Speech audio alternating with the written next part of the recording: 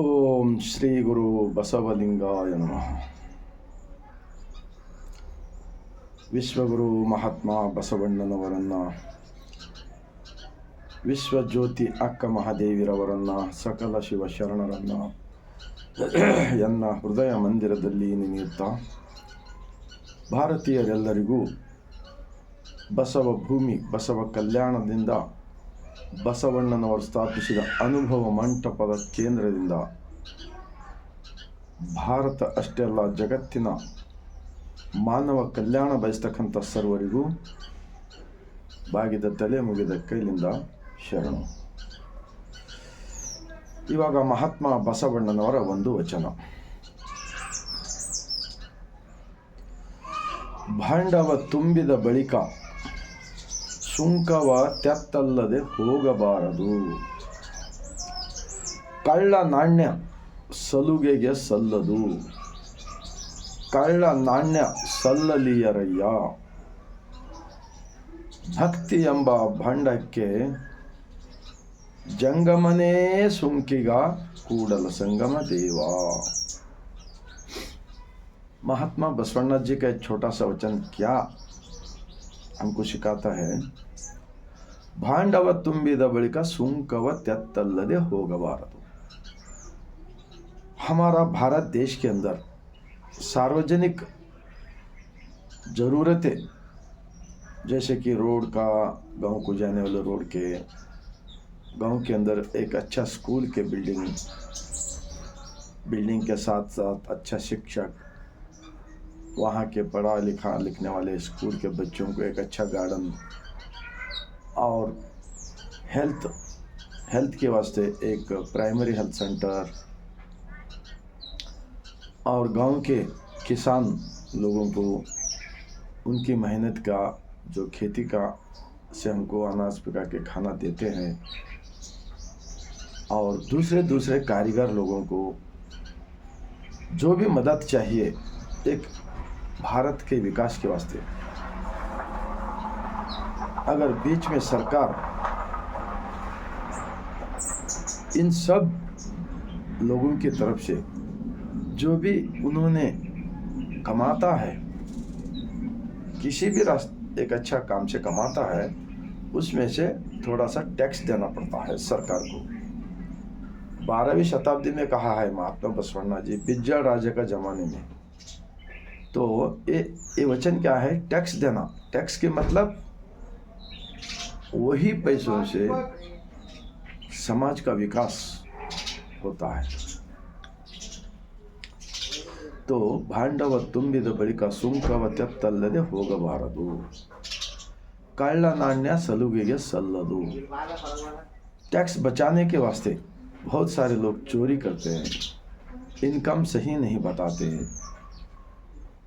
वो वैसे करने से देश का विकास नहीं होगा. अगर ऐसा करके जो पैसे कमाता है, वो पैसे देश के लिए, जो सरकार को ईमानदारी से टैक्स नहीं देता, वो लोग देश के साथ गद्दारी करे जैसा होता है. हम 10 साल पहले सुनते थे हमारा भारत देश का पैसे जो राजकारणी लोग बाहर देश में रखा है, वो पूरे पैसे लाकर हम देश के वासियों को देंगे. हमारा भारत देश का रास्ते सोने के रास्ते होंगे, वो होंगे, ये होंगे बोल के हम सुनते आते थे. 10 साल चलेगा, अब कुछ अलग उल्टा हो रहा है, मालूम हो रहा है. ये न्यूज़ में हम देखते हैं ना, देश के पैसे पूरे जितने भी इनकम आते हैं कंपनियों का, जो डिपार्टमेंट के, जो भी ट्रेन का है, विमान है, उन सारे इनकम जो आता है, वो पैसे कुछ लोगों के पास जा रहा है, ऐसा हम न्यूज़ में सुन रहे हैं. तो वो पैसे अगर अचानक पूरे उन्हें भी और बाहर देश को पूरे पैसे चले गया, तो हमारा देश हो जाएगा कंगाल, बरगाल हो जाएगा, बर्बाद हो जाएगा ना. यहाँ पर ना अच्छे रास्ते से रहेंगे, ना अच्छा स्कूल के बिल्डिंग रहेंगे, ना अच्छा शिक्षण मिलेगा, जो युवक लोगों को कुछ अच्छा काम मिलेगा, खेती का काम करने को मदद मिलेगा. ये कुछ भी नहीं मिल सकता ना. हाँ, तो ये ऐसा करने से राजाओं का हुकूमत आ जाएगा। अब राजाओं का पीछे जमाने में राजा महाराजों लोग हुकूमत करते थे ना, हमको किसी को भी स्वतंत्र नहीं थे सच्चाई बोलने के वास्ते, हम खामोश बैठना पड़ता था। कुछ राजा लोग अच्छे भी थे, वैसा नहीं। तो आज कಳ್ಳ नाಣ್ಯ ಸಲುಗೆಗೆ ಸಲ್ಲದು, ಕಳ್ಳ ನಾಣ್ಯ ಸಲ್ಲಲಿಯರಯ್ಯ, भक्ति ಎಂಬ भांडಕ್ಕೆ जंगमने सुंकीಗ ಕೂಡಲ संगमदेव। जो इंसान ईमानदारी से मेहनत करता है, वो मेहनत से जो फल देता है किसी मालिक के दरिया से, अगर वो पैसे हम हमारे अपने ही वास्ते हम देख लिए तो समाज का कल्याण नहीं हो सकता। इसीलिए जंगम ने सुंकीगा बोले तो कोई विशेष जात नहीं होता है, जंगम बोले तो समाज के अंदर रहने वाले सभी इंसान एक ही सृष्टि का मालिक का बच्चे हैं। हम सब लोग एक मिलकर रहना चाहिए, एक मिलकर ईमानदारी से समाज को बचाना चाहिए, और जो गलती करने वाले हैं वो गलती छोड़कर एक अच्छा इंसान बनकर हमारा भारत देश सबका साथ, सबका विश्वास, सबका विकास ऐसा हो सकता है। लेकिन खाली बोलने से नहीं होता है, लेकिन करने से होता है।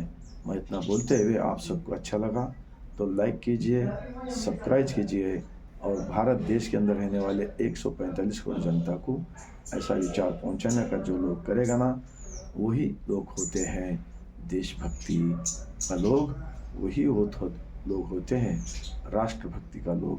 मैं इतना बोलते हुए लास्ट में पूरे मेरा भारतवासियों को, दुनिया के अंदर रहने वाले सच्चा इंसान को बसवा कल्याण की जमीन से सर झुकाकर शरण करता हूँ।